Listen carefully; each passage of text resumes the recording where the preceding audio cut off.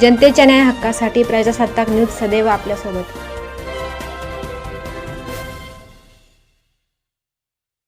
संगमनेरमध्ये भरदुपारी घरफोडी, रोख रक्कम व दागिने लंपास।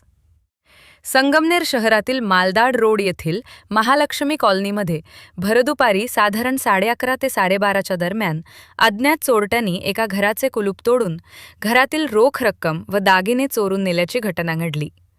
चोरीनंतर चोरटे घटनास्थळावरून लंपास झाले।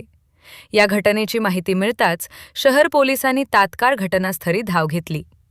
परिस्थितीचा पंचनामा करून तपासाला सुरुवात करण्यात आली।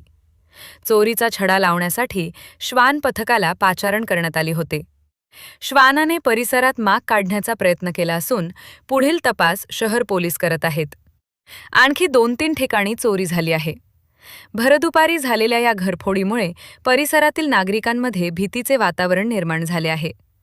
पोलिसांकडून चोरट्यांचा शोध युद्ध पातळीवर सुरू असून नागरिकांनी संशयास्पद हालचाली आढळल्यास तात्काळ पोलिसांना कळवावे असे आवाहन करण्यात आले आहे। आपल्या परिसरातील ताज्या घडामोडी पाहण्यासाठी आजच प्रजासत्ताक न्यूज 24 ला सबस्क्राइब करा आणि रहा अपडेट। तसेच लाईक अँड शेअर करायला विसरू नका। प्रजासत्ताक न्यूज सदैव आपल्यासोबत।